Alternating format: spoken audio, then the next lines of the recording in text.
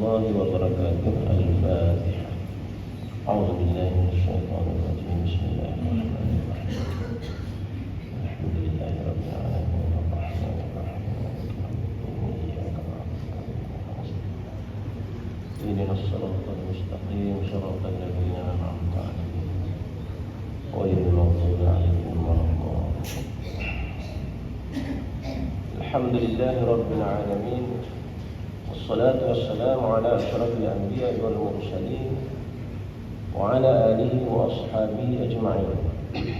قال رب اشرح لي صدري ويسر لي أمري واحلل عقدة من لساني يفقهوا قولي. سبحانك لا علم لنا إلا ما علمتنا إنك أنت العليم الحكيم ولا حول ولا قوة إلا بالله العلي العظيم. اللهم لا سهل إلا ما جعلته سهلا وأنت تجعل الحزن والصعب إذا شئت سهلا يا رب العالمين. أما بعد. Alhamdulillah, malam ini kita sambung mengajar hadis yang ke-25, iaitu kurniaan ataupun kelebihan Allah dan keluasan rahmatnya. Pada muka surat 336. Kita bertiang itu pada tajuk sesungguhnya amalan-amalan itu bermula dari niat. Setelah mana penulis kitab ini menerangkan kepada kita tentang keluasan kelebihan kurniaan Allah Subhanahu Wa Taala kepada kita semua sebagai hamba-hambanya daripada segi bentuk sedekah dalam Islam yang telah melibatkan berbagai perkara kebajikan. Setiap kebajikan yang disebutkan oleh Nabi kita, kullu ma'rufin sadaqah, setiap kebajikan itu adalah sedekah. Maka penulis bawa di sini pula bagaimana untuk mendapat ganjaran kebajikan tadi, diberi pahala oleh Allah SWT dan menjadi ia sebagai satu sedekah, maka tidak dapat tidak ia hendaklah dimulakan dengan niat kerana Allah Subhanahu Wa Taala, yang merupakan syarat untuk menjadikan sesuatu amalan itu, perbuatan itu sebagai ibadah. Jadi sambungan dia di sini disebut dituliskan kebaikan di dalam buku catatan kebaikannya. Lebih-lebih lagi jika pada detik-detik itu dia tidak lalai dari mengingati Allah. Kena baca sebelum itu ni. Sebelum itu, apabila seorang Muslim itu menyetubuhi istrinya dengan maksud untuk memelihara dirinya dan diri istrinya dari itu jatuh ke dalam perbuatan zina dan perbuatan-perbuatan yang merupakan muqaddimah dari perbuatan zina, atau dengan maksud untuk menunaikan hak isteri dalam pergaulan dengan ma'ruf, atau dengan maksud memperoleh anak yang saleh yang menyembah Allah dan mentauhidkannya, maka jika semua maksud-maksud ini terhasil ketika persetubuhan itu, jadilah ia sebagai satu ibadah. Jadi dia nak kaitkan kepada kita di sini tentang pergaulan kita bersama isteri kita.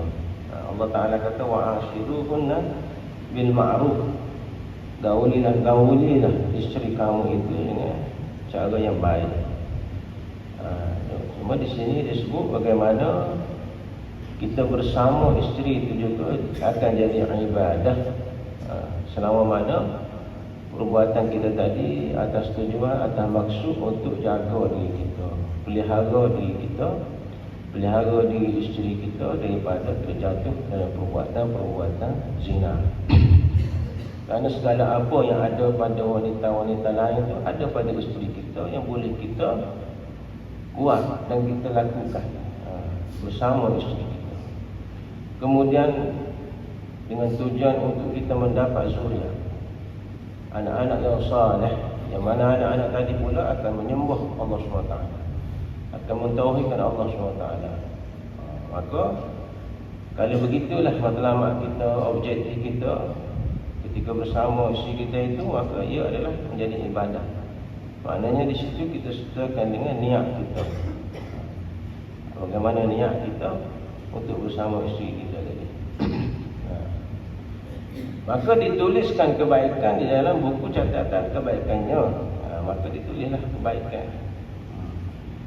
Lebih-lebih lagi jika pada detik-detik itu ia tidak lalai dari mengingati Allah dan kelebihannya, yang telah membenarkan keseluruhan dan keseronokan itu serta mentaati perintah Rasulullah SAW.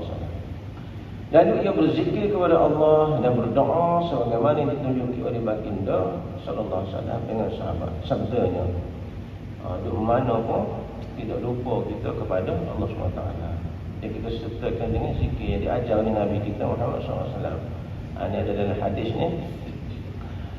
Lau anna ahadakum idza ata ahlahu qala bismillah Allahumma jannibna asy-syaitan wa jannib asy-syaitana ma razaqtana fa qudiya bainahuma waladun lam yadurruhu.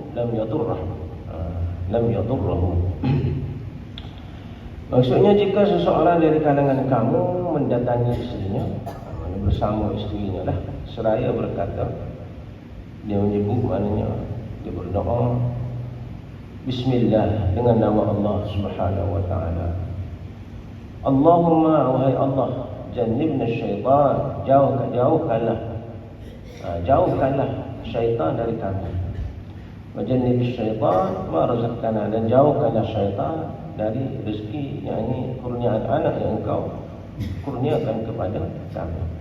Itu doa yang sepatutnya kita baca ketika kita bersama dengan isteri kita. Itulah sekali eloknya, moleknya ajaran Islam ni, ajaran agama Allah SWT, syariat ni. Semua kita hiasi kehidupan kita tadi dengan doa-doa dan dengan perkara-perkara yang baik, dengan zikrullah, sehingga semua perkara yang kita buat itu, atau perkara yang berkaitan dalam kelambu dalam bilik pun akan diberi ganjaran pahala oleh Allah SWT. Jika mereka ditetapkan oleh Allah memperoleh anak, maka anak itu tidak akan dimudaratkan oleh syaitan. Dipersetujui oleh Bukhari dan Muslim atas kesahihannya. Ini keberkatan. Itulah kadang-kadang kita melahirkan zuriat yang macam-macam jenis. Macam-macam bentuk, macam-macam perangai. Kadang-kadang kita pun tidak pasti pucuk juga. Habis usaha kita, tapi anak-anak contohnya zuriat kita saat ini dengan akhlaknya, dengan perangainya, kita kata kerah, tidak dengar kata, tak. Mungkin disebabkan kita terlupa waktu. Tanya kalau kita terlupa nak baca tak? Ya, mungkin. Sebab di situ kita berserah kepada Allah Subhanahu wa taala. Makna untuk mendapatkan zuriat yang baik. Dan kita pun selalu berdoa kepada Allah Subhanahu wa taala, Rabbana hab lana min azwajina wa dhurriyyatina qurrata a'yun waj'alna lil muttaqina imama. Kita minta doa kepada Taala supaya Allah Taala kurniakan kepada kita azwaj, apa? Rabbana hab lana min azwajina, isteri-isteri kita sanilah, zurriyyatina, zuriat kita daripada anak sama lelaki atau perempuan ada. Qurrata a'yun, yang mana anak-anak dan isteri tadi yang boleh menyejukkan mata yang melihat, menyejukkan hati kita yang melihat. Tidak rasa serabu, tidak bulu mata dan sebagainya. Tenang kita kan. Ni tengok dia naik dagu. Tengok dia naik dagu. Lihat depan mata tak mula naik dagu semua kepala dia. Mungkin kesilapan kita juga masa kita letak benih tadi. Di situ. Di situ kena mana? Kalau kita nak bicara ni mana ada adab. Ada adab kita bersama si kita. Kena ada wudunya, kena bersih sucinya. Tempat kita tidur pun kena suci, kena bersih, kena kemah. kena kemah, ni dah terbuka, macam-macam penuh dengan apa, air basi dan macam-macam dah. Tapi bahasa tak apa lagi. Kau doa tadi. Ya, tapi itu mempengaruhi semua orang Islam sangat-sangat menitik beratkan kebersihan. Kalau boleh letak wangi-wangi yang tak, bau-bau yang sedap, suasana, biar dia kata kondusif, orang kata ni dah. Benda-benda ni kita sebagai orang lama ni kena royak orang muda dah. Orang muda. Kau bangun rumah tangga dan itu kalau boleh kena royak lah. Jadi kita royak. Kena royak. Malu kan tak royak. Tak ada malu. Sebabnya tak ada malu. Ni orang dah ni duduk cari penyelesaian kepada anak-anak muda. Kita dah ni dia kata yang terlibat dengan benda-benda tak molek ni lah. Berkedudukan tanpa ikatan yang sah ni, sehingga nak buat apa, pendidikan seks lah. Ada subjek ni lah, ini pendidikan sebenarnya. Di antaranya lah, di antaranya. Tapi kalau royak ngomong lagu ni praktik. Iyalah. Mana sebab dia kena belajar. Seorang Ya betul. Kalau tak pernah dengar, maknanya boleh anak 4, 5, 7 orang baru dengar. Baru dengar. Aku tak baca sekali apa. Contohnya. Hak lepas tu kita minta ampun dengan Allah SWT. Kalau berjumpa tu kita amal. Tidak payah kena ngapa lah. Bismillah. Allahumma jannibna syaitan wa jannibish syaitan ma razaqtana. Ada orang kata mai duk mengapa doa ni, dia kata tak berjadi kerja. Pakai sudah dengan doa gitu dia kata dah. Patut tak berjadi. Mana asal pula baca doa duk mengapa pergi ketah. Dia kadang-kadang kita ni apabila bunyi bahasa Arab doa tu supaya Quran dia jadi ketah.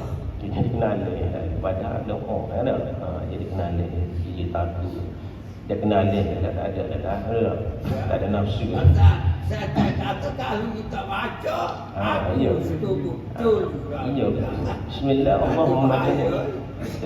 Syaitan ni ramah beribu-ribu, berjuta-juta. Sebab tu lah ada ulama dah apa ni, Nabi kita sendiri pun dia ajar bila nak masuk rumah kena baca bismillah. Bismillah. Maka bila kita baca bismillah, syaitan pun tak ikut kita masuk. Kita nak buat apa-apa kena mulakan dengan bismillah. Syaitan tak asyik lagi kita. Dan kita doa nak pula, Allahumma jannibna syaitan. Ya Allah, jauhkanlah kami daripada syaitan. Sebab dia senantiasa bersama kita. Boleh buat belakang macam-macam, dia boleh tengok macam-macam. Kita cuma kita tak nampak dia. Kita tak pakai pakaian dan sebagainya, dia tengok. Sebab tu kita kena senantiasa berdoa kepada Allah Subhanahu wa taala. Amanah dengan perbuatan begitu, dengan amalan begitu, maka itu sudah jadi satu sedekah. Yang disebut oleh Nabi kita, wa fi bud'i ahadikum sadaqah. Yang kita baca pada mata hadis. Begitu jugalah ganjaran akan dipergandakan. Dilipat gandakan dan berkembang baik di sisi Allah untuk seorang muslim yang menahan dirinya dari perkara-perkara yang telah diharamkan oleh Allah SWT.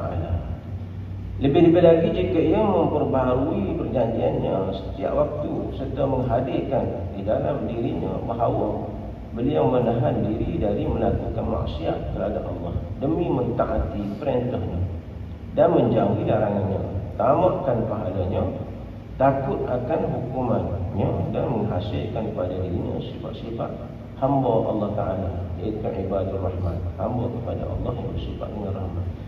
Makna begitulah juga dengan apa niat kita untuk menjauhkan diri kita, menghindarkan diri kita tadi terlibat dengan perzinahan. Kita kata, sebab kita berkahwin, kita nak bersama si kita ni, supaya kita ni tak buat benda jahat dengan orang lain, dengan orang tidak sah nikah dengan kita. Tak, tidak. Mula ada fikir nak pergi situ, nak pergi sini lah. Kedai-kedai orang kata apa, kedai-kedai janda. Dia cari macam-macam. Nak pergi minum kopi yang ada macam dia kata nak. Jadi dia terliur amat macam. Jadi makna di situ kalau dia dengan yang untuk menahan tadi, maka dia juga dikurniakan oleh Allah SWT akan pahala dan ganjaran yang berlipat ganda. Boleh pahala juga oleh kita. Apa itu kalau kita ada anak-anak kita yang sudah layak untuk rumah tangga, isteri, cepat-cepat kita nikahkan dia. Nabi pun sebut, man istata'a minkum, ya ma'syar syabab, Nabi sebut, orang-orang muda, man istata'a minkumul ba'ah, barang siapa di kalangan kamu mampu lah, mampu daripada segi madiah, fizikalnya, kemampuan keuangannya, dirinya sendiri, ada tenaganya. Man istata'a minkumul ba'ah falyatazawwaj, maka hendaklah dia berkahwin dengan kena kahwin. Sebab Nabi kata an-nikah sunnati, berkahwin itu sunnahku. Bagaimana raghiba an sunnati falaysa minni, bagi siapa yang tak suka dengan sunnah aku, bukan dari kalangan aku. Nikah itu sunnah Nabi sallallahu alaihi wasallam. Jadi hadis tadi Nabi sebut, man istata'a minkumul ba'ah falyatazawwaj fa innahu aghaddu lil basar wa ahsan lil farj. Kerana dia boleh menjaga kemaluan seseorang dan juga boleh mengawal mata kita. Begitu kalau selagi tak nikah mata dia tu lillah. Ada. Kalau dia tengok orang buat lalu. Orang cuma kain dia tepi dia pun sinar mata-mata. Kain orang buat kalau dia tengok. Tak ada tengok dah. Kita tua ni tak ada apa dah. Muda-muda tu dah. Tamu-tamu duduk makan pula benda-benda rosak. Kuat makan kambing, gambar begini dah panas ni. Makan minum tak hari dan sebagainya. Lagilah. Maka Nabi kata falyatazawwaj. Tujuan tadi nak jaga kemaluan dan nak jaga mata dia. Apabila terjaga itu, maka diberi ganjaran pahala oleh Allah Subhanahu Wa Taala. Boleh jaga mata. Bila ni mata tidak dia tidak tengok hak ni dah. Dia tengok hak dalam handset sebenarnya. Dalam handset kena jaga-jaga orang kita ni.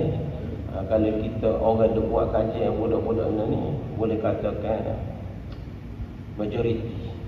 Kalau ada 100 orang kat 99.9% juga mata dia juga tidak ada sekatan sekarang. Siapa nak sekat pun dah buka dunia tanpa sepadan. Jadi di situ kalau tidak ada iman, tak ada takwa, maka terlepaslah. Tengok. Kalau tak lekoklah dia orang tengoklah dia semua nikah semua. Tengoklah orang bini pun tak apa harus. Dia boleh bini kat tengok tak ada masalah. Tengok tak apa juga sebab Nabi kata isterimu tu apa nama ni ladan bagi kamu. Isterimu adalah ladan bagi kamu. Firman Allah Subhanahu wa taala, walladzina idza dzukiru biayati rabbihim lam yakhiru 'alaiha summan wa 'umyana. Dan Allah Taala kata apa? Nisa'ukum harsul lakum fa'tu harsakum anna syi'tum. Isteri-isteri kamu itu ladang bagi kamu. Nisa'ukum harsul lakum, ladang. Tempat kita nak cucuk ladang. Maka tanyalah, tak berapa pun. Nak tanya diri dia, kerana motel atas kita. Kalau kita tanya diri dia, boleh hasil diri dia. Tanya motel boleh hasil motel. Kalau tanya lalat boleh hasil lalat. Gitu. Nisa'ukum harsul lakum, comel Allah Ta'ala sebutnya. Faktu harsakum anna syi'tum. Datangilah isteri kamu ikut pun suka macam mana. Anna syi'tum, ikut pun suka sebab dia tanahmu, hak milikmu tu. Gitu. Jangan hidup cari hak lain, hak luar selain daripada yang dihalalkan oleh Allah Subhanahu Wa Ta'ala. Kemudian makna di sini dan juga mereka yang diredai Allah itu ialah orang yang apabila diberi peringatan dengan ayat-ayat keterangan Tuhan mereka, tidaklah mereka tunduk mendengarnya secara orang-orang yang pekak dan buta. Ini sifat orang yang beriman. Apabila dia diberi peringatan, dia diberi tazkirah, dia diberi wasiat-wasiat tentang agama, nasihat-nasihat agama, maka dia pun tunduklah. Tunduk, dengar dengan baik. Bukanlah tunduk dia itu secara orang yang pekak dan orang yang apa ni buta. Ada juga orang tunduk secara pekak dan secara buta. Dia maknanya dia tidak lalai dengan peringatan yang diperingati oleh Allah Subhanahu Wa Taala. Dia melihat dengan menggunakan mata dia, mendengar dengan menggunakan telinga dia, bahkan hati dia pun sedar. Hati dia pun sedar, hati dia pun bangkit, celik. Mata mereka celik, lalu mereka tunduk dan sujud taat kepada Allah Subhanahu Wa Taala. Itu sifat orang beriman. Berbeza dengan sifat orang yang tidak beriman. Sifat orang yang tidak beriman ni Allah Taala sebut dalam Quran, wa qala alladziina kafaru la tasma'u li hadzal Quran walghaw fihi la'allakum taghlibun. Ini cerita berlaku pada zaman Nabi kita dulu, zaman Mekah. Puak-puak pun Abu Jahal dan Abu Lahab, mereka beritahu kepada puak-puak mereka, wa qala alladziina kafaru, dan telah berkatalah orang yang kafir, yakni puak-puak musyrikin Mekah dulu. Dia bercakap sama-sama dia beri nasihat sama-sama dia beri tazkirah sama-sama dia. Gapo tazkirah dia? La tasma'u li hadzal Quran. Mu jangan dengar Quran. Disebut waktu tengah Quran.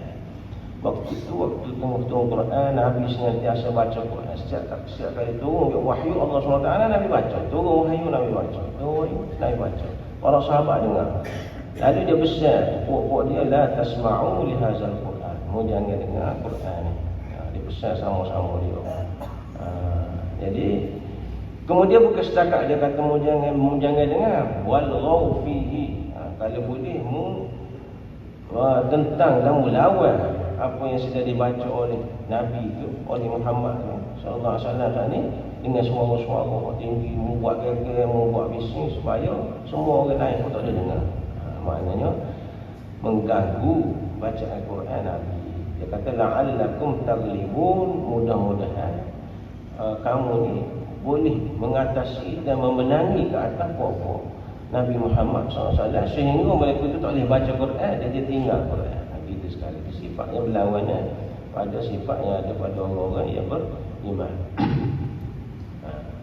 Kemudian dan juga sifat-sifat orang-orang yang beriman, yakni sifat orang yang beriman yang sebenar.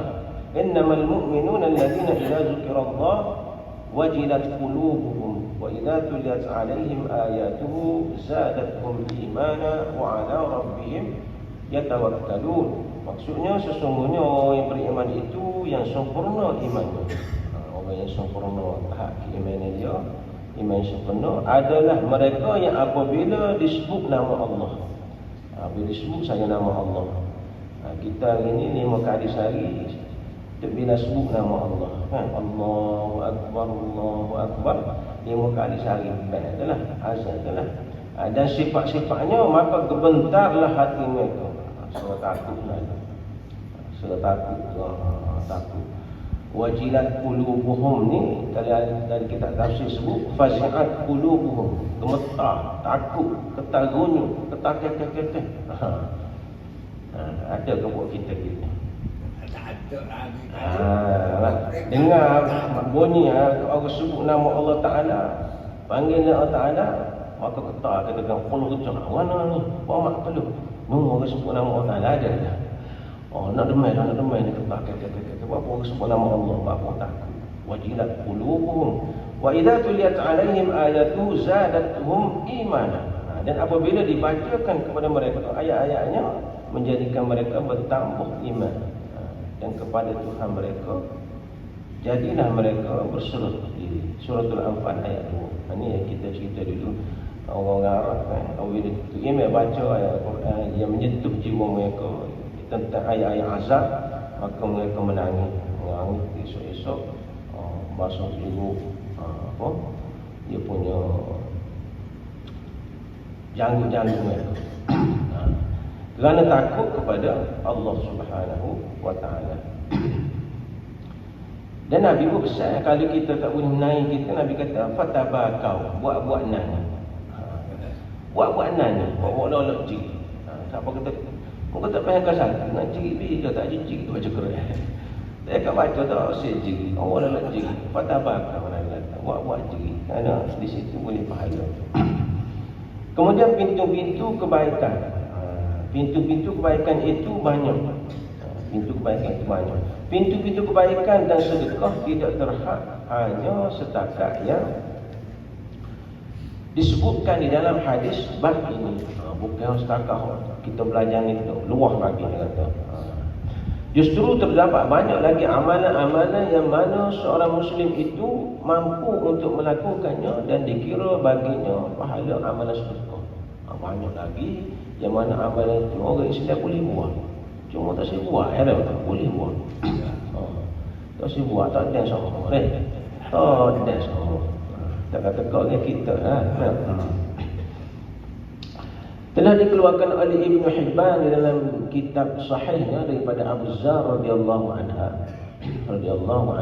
anhu bahawa Rasulullah sallallahu alaihi wasallam telah bersabda, "Laisa min nafsi bani Adam illa 'alaiha shadaqatun fi kulli yawmin tala'at fihi asy-syams." Qila ya Rasulullah, min aina lana shadaqatun natasaddaqu biha? Faqala, "Inna abwab al-khair lakathiratun at-tasbih wat-tahmid wat-takbir wat-tahlil wal-amru bil ma'ruf wan-nahyu 'anil munkar wa tumitul adha 'anil tariq wa tasma'ul qasam wa tahdil a'ma."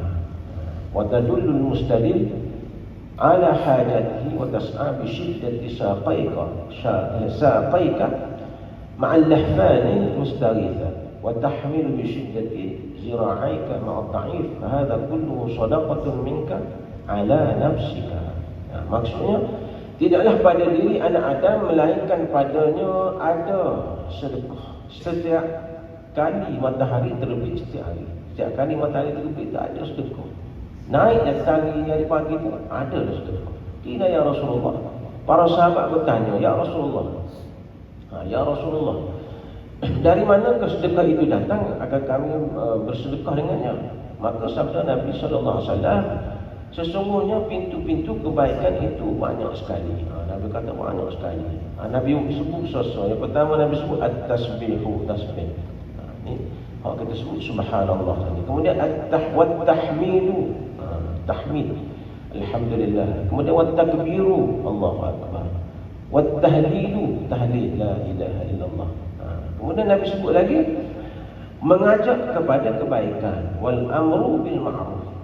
Mengajak kepada kebaikan mana apa-apa saja kebaikan yang kita ajak orang itu sedekah kita. Mencegah dari kemungkaran. Mengalihkan mana-mana bahaya di jalan. Wa tumitul adza 'anil tariq. Kita alih, kita buang benda-benda berbahaya di pengejaran itu juga adalah sedekah. Sebelum ni kita belajar bab iman. Jadi juga daripada cabai-cabai iman. Sini pula dalam bab sedekah dia termasuk pula dalam kategori sedekah. Dan dia juga adalah sebahagian daripada keimanan kita kepada Allah SWT. Wa tasma'ul asam. Wa tasma'ul asam maknanya mendengarkan untuk orang yang pekak. Tolong dengar dia. Wa tahdil a'ma, kemudian memimpin orang buta. Menunjuki orang yang meminta petunjuk bagi memenuhi hajatnya. Kita pimpin orang buta semua sekali. Tolong dengar orang pekak, kemudian tolong tunjuk jalan ke orang yang berhajat. Bersusah payah berjalan bagi membantu orang yang susah, yang memohon bantuan. Kita pergi untuk bantu orang yang susah juga sedekah. Mengholongkan tangan membantu orang yang lemah. Holong tangan kita bantu orang lemah walaupun diri kamu sendiri dalam keadaan kepayahan. Maka ini semuanya adalah sedekah dari kamu untuk diri kamu. Semua ini dikira sedekah. Kita tolong orang. Semualah benda-benda kebaikan kita buat. Macam tadi kita kata tolong ambil kitab ke orang, sedekah lah tu. Tolong ambil Quran ke orang, ada majlis Quran baca ramai-ramai, dia pun ambil bagi Quran ke orang lain. Kita kata rajin dia. Yalah rajin dia nak boleh pahala sedekah. Hak lain pula senyap malam tunggu orang beri. Boleh pahala sedekah dia. Kan? Senang kata. Dia kata mudah, terlalu banyak untuk mendapat. Ada sedekah. Di dalam kitab Sahih Al-Bukhari dan Muslim sabda Rasulullah sallallahu alaihi wasallam, takuffu syarrak. Takuffu syarraka 'anil nas fa innaha sadaqatun. Dia kata tahanlah kejahatanmu dari manusia kerana ianya adalah sedekah. Kerana kita menahan diri kita dia buat jahat kau kan juga sedekah. Gitu. Menahan diri kita. Jangan kita buat jahat kau kan kita tahan diri kita. Maka itu adalah satu sedekah. Dia meriwayat Tirmizi sabda Rasulullah sallallahu alaihi wasallam, tabassumuka fi wajhi akhika sadaqah. Tengok. Ni sekali kita dengar ni. Adanya ni. Senyumanmu kepada saudaramu adalah sedekah. Kita senyum pun sedekah. Kena ada dalam satu ungkapan lain. Berlain pula. Al-ibtisamu sedekah. Semua juga. Tabassumuka fi wajhi akhika sedekah. Maknanya apabila kita senyum selisih saing kita tu lah memberi apa nama ni kegembiraan ke saing kita. Dia kita senyum pun dia suka hati tu. Dia patut kita sambung lalu assalamualaikum. Lagi baik. Jadi sedekah kita pula. Wa ifrahuka dalwaka fi dalwi akhika laka sadaqah.